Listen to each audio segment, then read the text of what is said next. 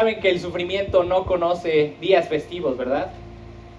Ustedes saben que el sufrimiento no conoce fechas especiales. De hecho, para muchos, a veces el sufrimiento se hace todavía más fuerte durante este tipo de fechas, ¿verdad? Donde recuerdas a algún miembro de la familia que ya no está con nosotros.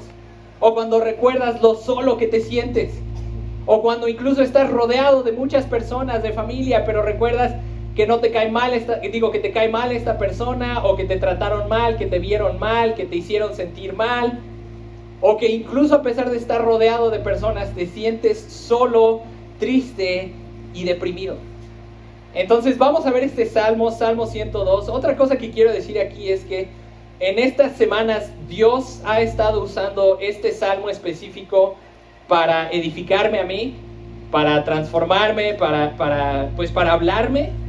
Y prefiero predicar de lo que Dios ha estado usando en mi propio corazón, a tratar de inventar algo nuevo, ¿verdad? A tratar de venir y decir, bueno, pues como es el primer domingo del año, vamos a predicar algo así de motivación personal, 10 pasos para triunfar en este año. No, simplemente quiero predicar de lo que Dios ya me ha estado hablando a mí, y confío en que Dios, en su soberanía, en su providencia, va a utilizar este pasaje para edificarnos a todos nosotros, para transformar nuestros corazones.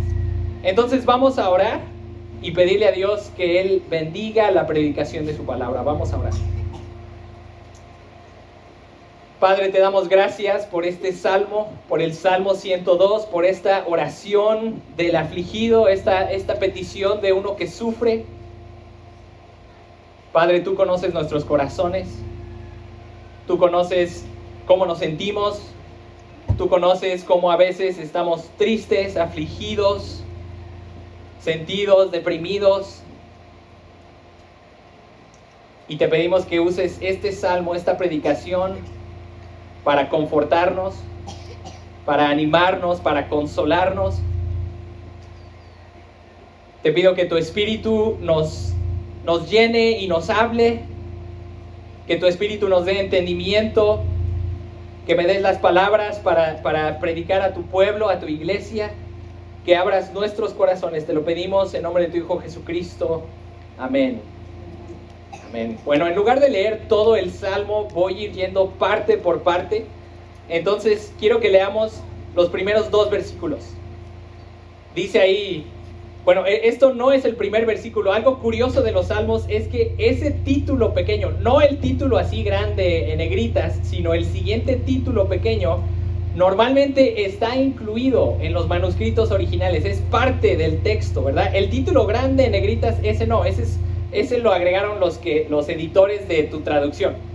Pero el título de abajo sí está en los manuscritos. Entonces dice, plegaria de uno que sufre cuando desmaya y expone su queja ante el Señor.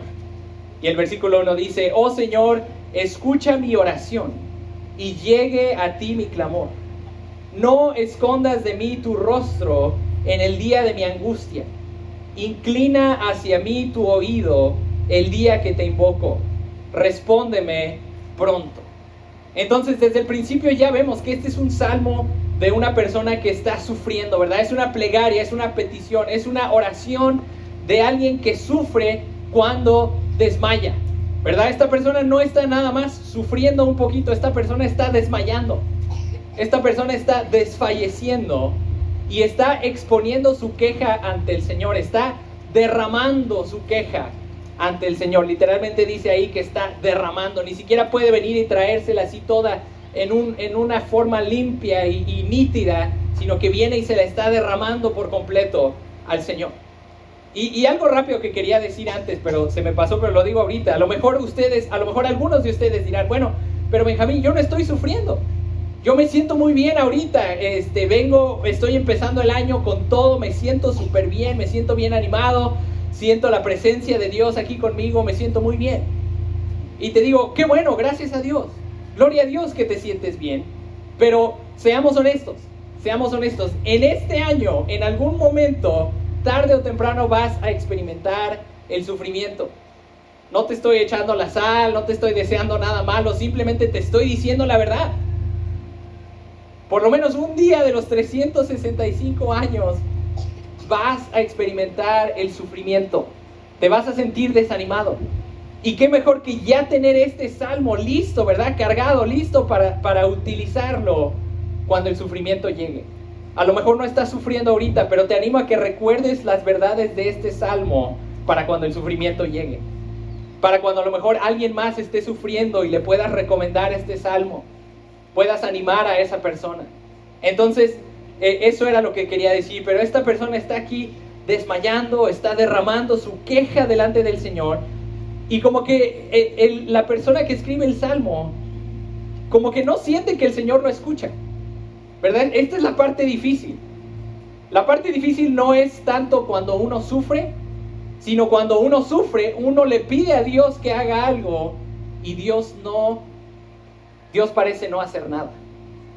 Eso es lo difícil, ¿verdad? Cuando uno sufre y oras y Dios te contesta, Dios resuelve la situación, pues qué bueno, ¿no? Gloria a Dios. Pero ¿qué pasa cuando estás sufriendo, cuando estás enfermo, cuando estás deprimido, cuando estás experimentando angustia, tristeza, ansiedad y Dios parece no contestar, ¿verdad? Dice, Señor, escucha mi oración, que llegue a ti mi clamor, no escondas de mí tu rostro en el día de mi angustia. A veces así nos sentimos en el sufrimiento. A veces nos sentimos como que Dios está escondiendo su rostro, como que nos está evitando, nos está evadiendo, no nos contesta. Dice, por favor, inclina hacia mí tu oído. ¿Alguna vez te has sentido así? O a lo mejor en este momento, en estos días, te has sentido así, que estás deprimido, estás triste, estás sufriendo y estás orando, le estás pidiendo a Dios que te conteste y no sientes que te escucha. Y déjame decirte algo. Estos son los momentos cuando más debes orar. A veces como que tenemos esta idea de que para orar tenemos que tener una oración así perfecta, una oración muy bonita, una oración bien acomodada, nítida, simple, perfecta. Pero estos momentos cuando estás sufriendo, cuando estás desmayando, es cuando más tienes que orar. Y creo que nuestra vida de oración sería más profunda si oráramos incluso cuando nuestra oración está fea, cuando es una queja, cuando es una oración que estamos derramando al Señor, ¿verdad? A lo mejor alguien diría, no, pero ¿cómo podemos orarle a Dios así? ¿Cómo podemos decirle a Dios, Dios, no me estás escuchando, estás escondiendo de mí tu rostro? ¿Cómo podemos hablarle así a Dios? Pero tenemos los salmos. Los salmos están llenos de oraciones que son derramadas delante de Dios. De hecho, nuestro Señor Jesucristo mismo oró de esta forma. ¿Recuerdan cuando Jesucristo estaba en la cruz? ¿Qué dijo? Dijo, Dios mío, ¿por qué me has desamparado? Entonces, no tiene nada de malo. De hecho, tiene todo de bueno venir con Dios y decirle, Dios, ¿por qué me has desamparado? ¿Por qué me abandonas? ¿Por qué no me escuchas? ¿Por qué escondes de mí tu rostro? Entonces, ¿cuál es el problema del salmista? ¿Por qué está triste? ¿Por qué está deprimido? ¿Por qué está afligido? Bueno, vemos en el versículo 3, del 3 a 7. Dice, porque mis días han sido consumidos en humo. Y algo rápido antes de que leamos el salmo, esos versículos. Una ventaja muy grande de los salmos es que muchas de estas oraciones son lo suficientemente generales para que podamos identificarnos con el sufrimiento del salmista. O sea, el salmista no habla específicamente, no dice, Dios, lo que pasa es que ayer iba caminando, me tropecé, me caí, me pegué, y vino Perengano y se burló de mí, y ahora estoy molesto con Perengano. No, así no escribe el salmista. El salmista escribe de forma general. Y creo que esto es intencional para que tú y yo, cuando leamos los salmos, podamos identificarnos con ellos. Podamos decir, así me siento, así como David o el que haya escrito este salmo, así como lo describe, así es como me siento yo. Los salmos están escritos de forma poética, están escritos de forma general, para que tú y yo nos podamos identificar con ellos. Entonces ahora sí, vamos a ver el sufrimiento del salmista. En el versículo 3 dice, porque mis días han sido consumidos en humo, y como brasero han sido quemados mis huesos. Mi corazón ha sido herido como la hierba y se ha secado. Y hasta me olvido de comer mi pan. A causa de la intensidad de mi gemido, mis huesos se pegan a la piel. Me parezco al pelícano del desierto. Como el búho de las soledades he llegado a ser. No puedo dormir. Soy cual pájaro solitario sobre un tejado. Entonces vemos aquí que el salmista está extremadamente triste, ¿verdad? Está pasando por una tristeza extrema, por una depresión extrema, a tal grado que incluso, ya sea literalmente o figuradamente, pero siente que su piel se pega a sus huesos, siente que su corazón se está pudriendo, se está secando, siente que la vida se le está acabando. Está tan deprimido que ni siquiera tiene hambre, ni siquiera se olvida de comer su pan. Se siente solo como el pelícano del desierto, como el búho de las soledades, como un ave solitaria. Se siente solo. A lo mejor el salmista mismo se ha aislado por su depresión, o a lo mejor está rodeado de personas, pero aún así se siente solo por completo. Y además hay más problemas. Fíjate el versículo 8, dice: mis enemigos me han afrentado todo el día. Los que me escarnecen han usado mi nombre como maldición. Entonces el problema del salmista es que él por un lado está sufriendo, está triste, está deprimido, se siente solo, pero por otro lado hay gente, hay enemigos que lo están afrentando, que lo están atacando, que lo están criticando, que le están haciendo groserías. Incluso levantan mal al salmista, que utilizan su nombre como maldición. A lo mejor es posible que digan: híjole, no, si quieren maldecir a alguien, dicen: ojalá que te vaya como a perengano. Así de fea está la situación de este salmista, que utilizan su nombre como una maldición. Y a veces así nos pasa a nosotros también, ¿verdad? A veces la tristeza, la depresión vienen porque tenemos problemas interpersonales, porque estamos peleados con un miembro de la familia, porque tenemos enemistad con algún vecino, hay alguna persona del trabajo que nos tiene saña, o alguien que nos ofendió, que nos hizo algo malo, ¿verdad? Muchas veces la depresión viene porque otras personas te están haciendo algo, ¿verdad? A lo mejor hay una acusación falsa en tu contra. A lo mejor alguien no te entiende, le estás diciendo: es que mira, me siento así y así, y no te entienden. Y te siguen ofendiendo, te siguen tratando mal. Pero hay veces que la situación es más grave aún. Es una cosa que es algo que una persona esté contra ti. Pero es otra cosa completamente distinta cuando sientes que Dios mismo está en tu contra.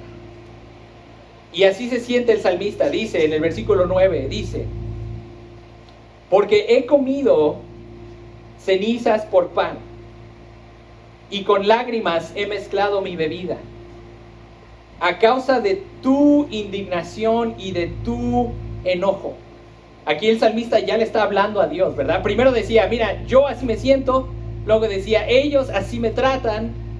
Pero ahora tú, Dios,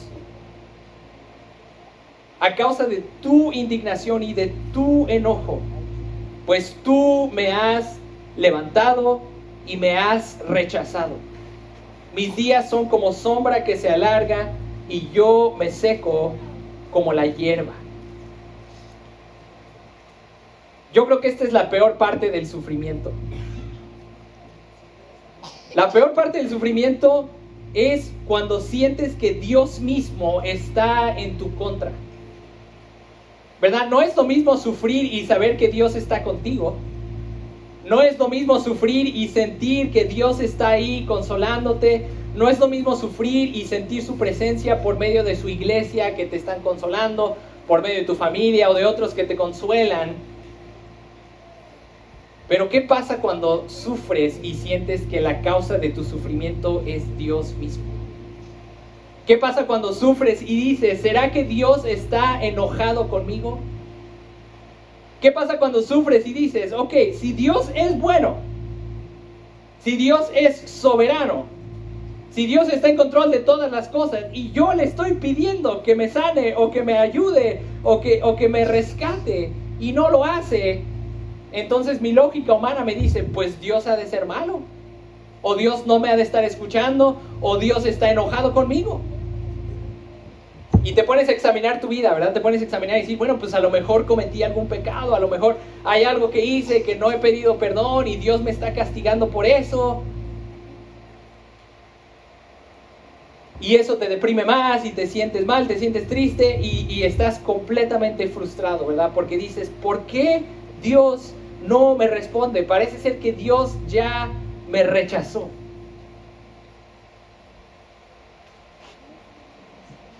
Entonces, ¿qué hacemos cuando estamos en esta situación? ¿Qué hacemos cuando estamos deprimidos, cuando estamos tristes, cuando tenemos enemigos, cuando tenemos enemistades con otras personas?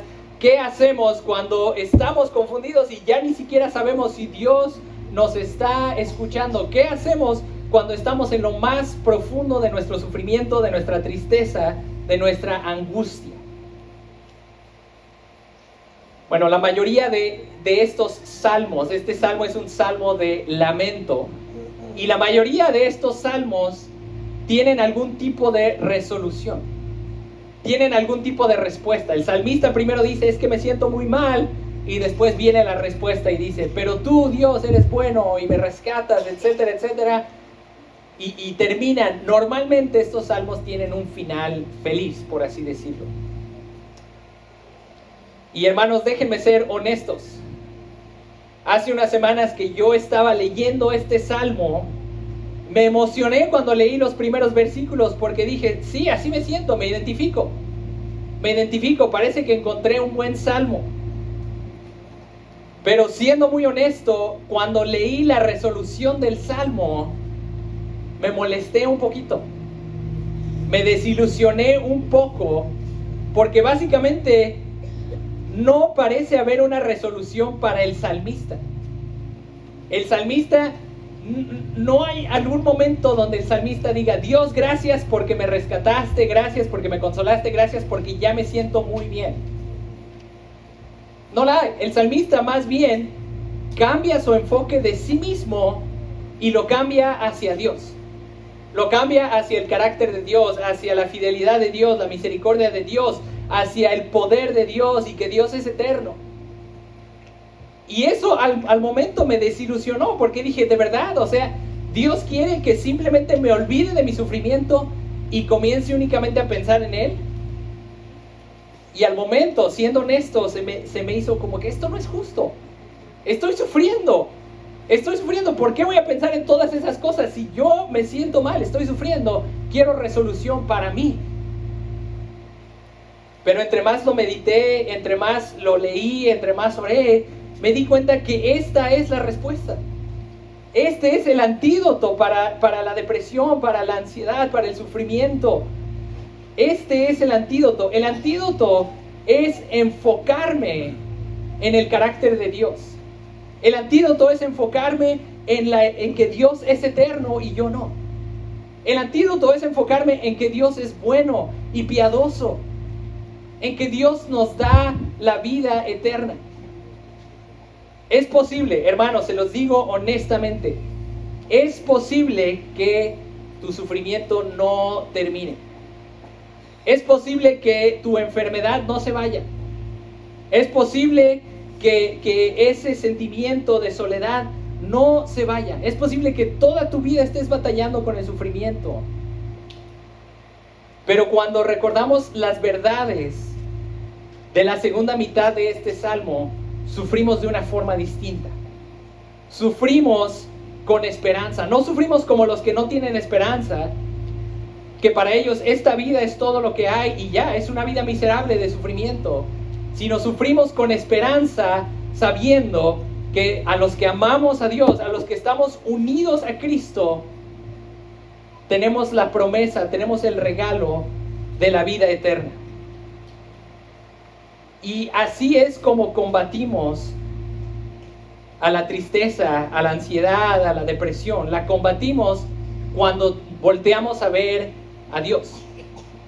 Si nada más estamos enfocados en nosotros mismos, en nuestro sufrimiento, en cómo nos sentimos, vamos a estar molestos. Así como yo me molesté cuando leí la segunda parte del Salmo, vamos a estar molestos porque nuestro enfoque somos nosotros mismos, porque quiero soluciones ya, porque estoy demandando que Dios conteste mis oraciones ya.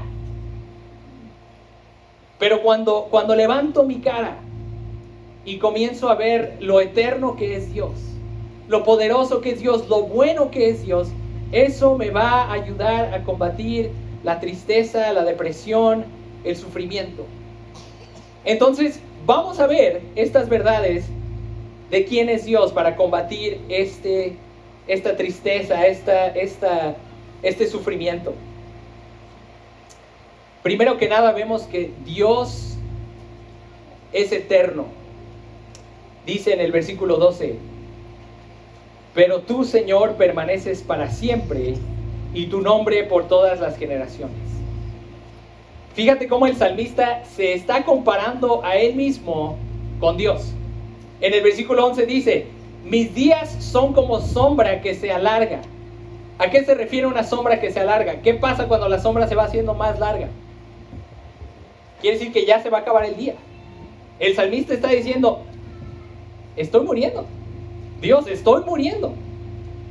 Me estoy secando como la hierba, pero tú, Señor, permaneces para siempre, y tu nombre por todas las generaciones. Tenemos que darnos cuenta que nosotros no somos eternos, no somos infinitos como Dios. Nuestra vida es corta. Es una vida corta, es una vida difícil, es una vida de dolor, de pérdida. Y a veces la tentación es deprimirnos, frustrarnos, autodestruirnos. Pero el salmista compara lo corto que es su vida con la inmortalidad y la eternalidad de Dios. Dice: sí, Dios, yo soy finito, yo tengo fin. Pero Dios, tú permaneces para siempre. Tú estás sentado en tu trono. Y tu nombre es por todas las generaciones. Mi nombre, a lo mejor la gente lo usa como maldición, pero tu nombre, Dios, tu nombre permanece por todas las generaciones. Tu nombre es glorificado. Y esto, hermanos, recordar que Dios es inmortal, que Dios permanece para siempre, que Dios está sentado en su trono, que su nombre es glorioso. Esto de alguna forma misteriosa nos ayuda a saber que hay uno eterno y que lo conocemos y que Él nos conoce. Esto da calma, esto ayuda. Además vemos que Dios es compasivo y piadoso. En el versículo 13 dice: te levantarás y tendrás compasión de Sión, porque es tiempo que te apiades de ella. Pues ha llegado la hora. Ciertamente tus siervos se deleitan en sus piedras y se apiadan de su polvo. Esto es otra verdad que tenemos que recordar, hermanos. Dios es eterno y además Él es compasivo y piadoso. Si Dios únicamente fuera eterno pero no fuera compasivo, eso sería horrible, eso daría miedo. ¿Te imaginas un ser eterno, infinito, que todo lo ve, que ha vivido toda la historia de la humanidad y todavía antes, pero que no sea bueno, que sea malo, que sea cruel? Pero tenemos un Dios que es compasivo, que es piadoso, que se apiada de su pueblo. Y fíjate, algo importante aquí dice que el objeto de su piedad y de su misericordia específicamente es Sión, el monte Sión, la ciudad santa. ¿Y a qué se refiere esto? Esto se refiere a su pueblo. Dios es compasivo con su pueblo. Dios tiene planes buenos para su pueblo. Dice en Hebreos capítulo 12 que nosotros hemos llegado al monte Sión, a la ciudad del Dios vivo y a la Jerusalén celestial. Si tú estás en Cristo, si tú estás unido a Cristo por la fe, tú perteneces al pueblo de Dios y Dios es compasivo contigo. Dios tiene planes buenos para ti. Dios tiene planes de bendición para ti, de compasión, de salvación para ti, porque perteneces a su pueblo. Además dice que Dios es temido y glorioso. En el versículo 15 dice: Las naciones temerán el nombre del Señor y todos los reyes de la tierra su gloria, porque el Señor ha edificado a Sión y se ha manifestado en su gloria. Dios es compasivo, pero también Dios es temido. Y esto es un balance importante, ¿verdad? Recordar que Dios es bueno, es misericordioso, tiene misericordia por 1000 generaciones, pero Dios también es temido.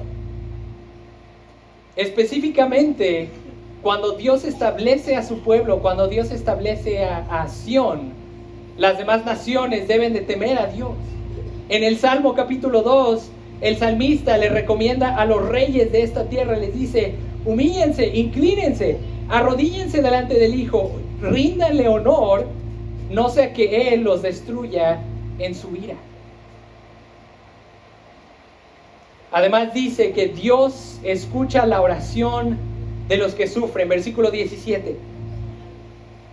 Ha considerado la oración de los menesterosos y no ha despreciado su plegaria. Menesteroso es una persona completamente vacía, una persona sin nada que ofrecer, una persona, la palabra literalmente significa desnudo. Es alguien que no tiene absolutamente nada que ofrecerle a Dios. Y aunque a veces no nos guste el sufrimiento, no nos guste la depresión, la aflicción, la tristeza, un producto muy bueno de la aflicción es que eso nos hace venir a Dios así, desnudos, sin nada que ofrecer, menesterosos.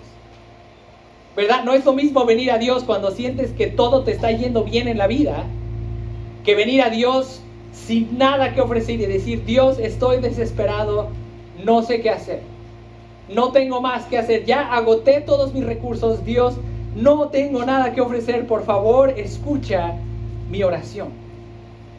Y dice aquí, una verdad que tenemos que recordar es que Dios se deleita en escuchar la oración de los menesterosos.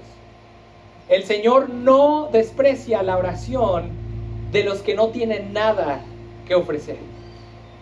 Y además vemos aquí que Dios actúa.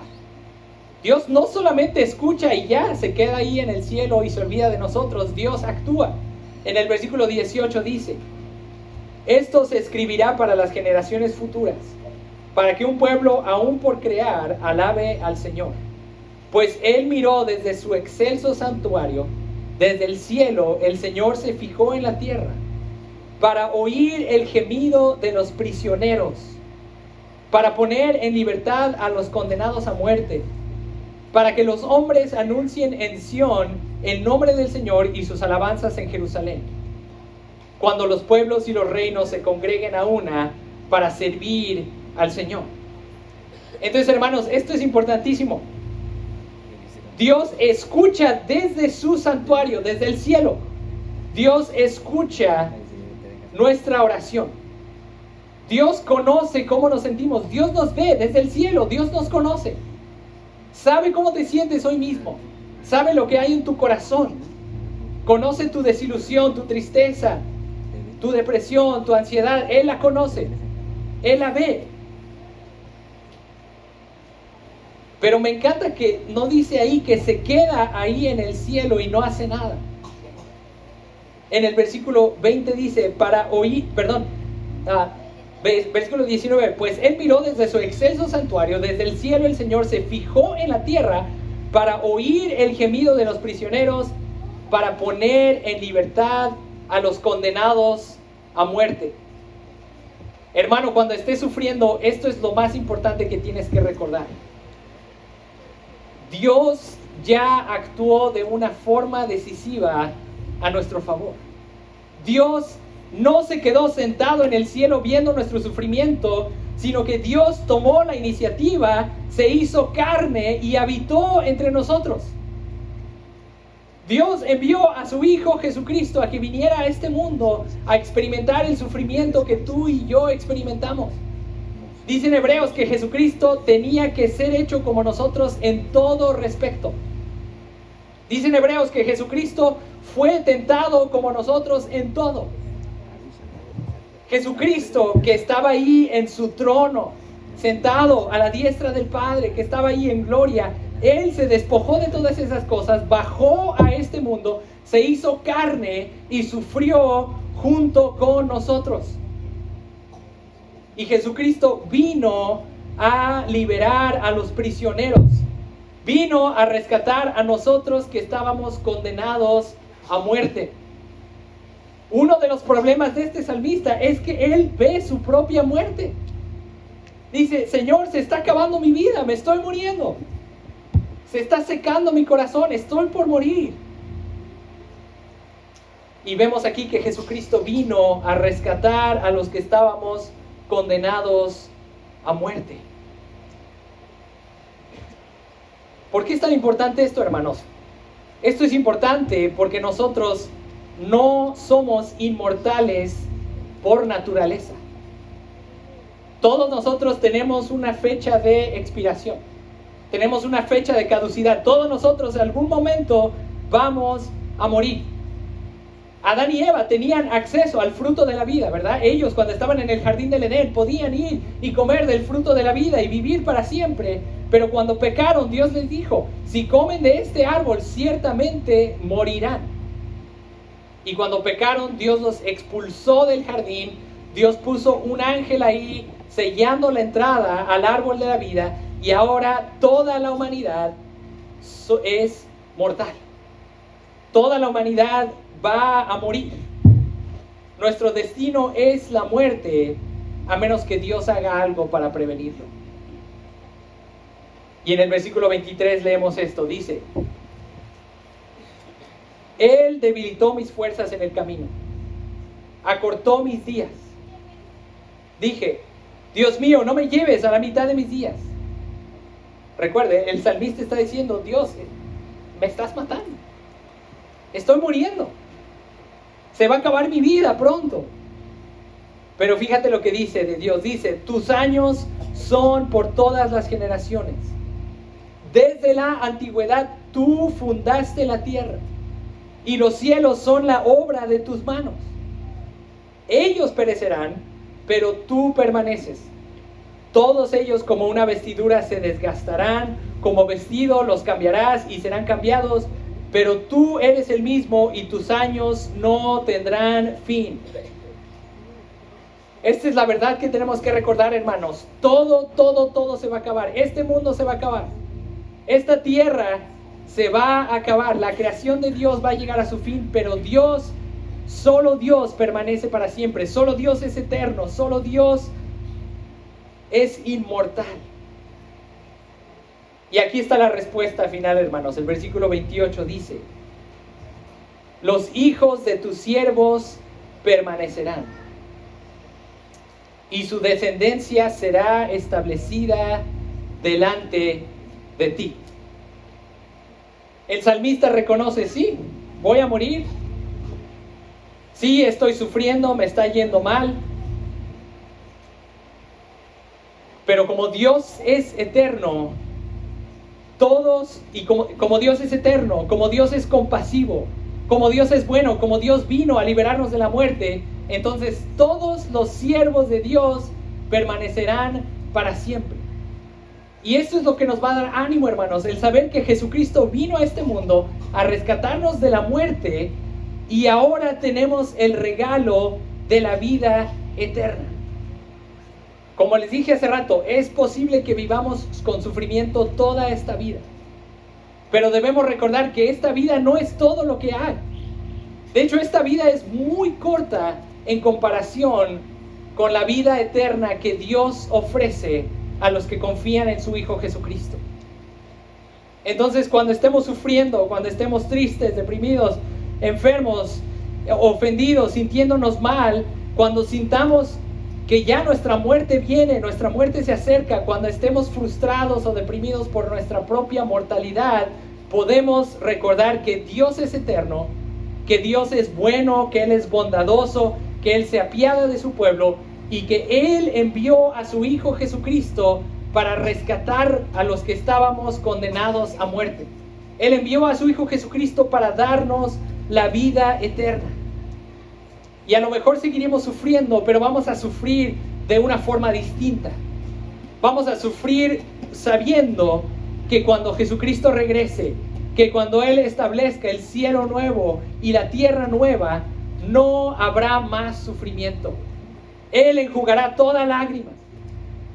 Habrá consuelo, ya no habrá más enfermedad, ya no habrá más dolor. Porque Jesucristo ya se encargó de esas cosas. Él ya murió por nuestros pecados. Él cargó nuestras enfermedades, nuestras aflicciones. Y Él resucitó y nos dio vida juntamente con Él. Entonces quiero que terminemos leyendo Apocalipsis capítulo 21, versículos 1 a 8. Esto es lo que va a pasar, hermanos, para los que estamos unidos a Cristo por medio de la fe, los que hemos confiado en Él. Este es el futuro que nos espera. Dice Apocalipsis 21, 1 a 8, dice: entonces vi un cielo nuevo y una tierra nueva, porque el primer cielo y la primera tierra pasaron, y el mar ya no existe.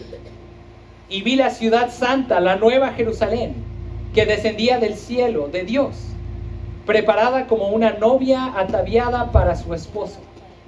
Entonces oí una voz que decía desde el trono: el tabernáculo de Dios está entre los hombres, y Él habitará entre ellos, y ellos serán su pueblo, y Dios mismo estará entre ellos.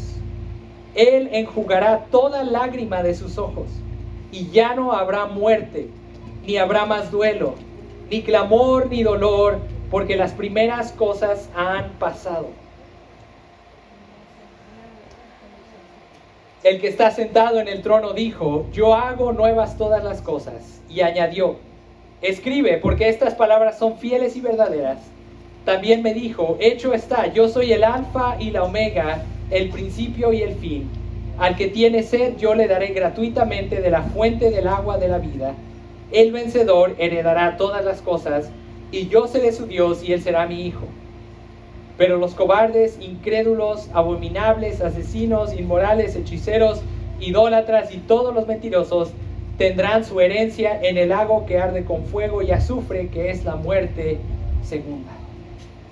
Entonces, hermanos, los que estamos en Cristo, tenemos un futuro glorioso.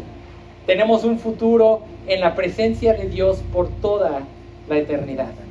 Vamos a orar. Padre, gracias por tu bondad, por tu misericordia. Tú eres eterno y nosotros no. Señor, ayúdanos a quitar nuestro enfoque de nosotros mismos y ponerlo en ti. Ayúdanos a recordar que sí, aunque nosotros somos mortales, aunque nosotros sufrimos, tú eres eterno. Tú permaneces para siempre. Y tú das el regalo de la vida eterna a tus hijos, a los que te aman, a los que confían en ti.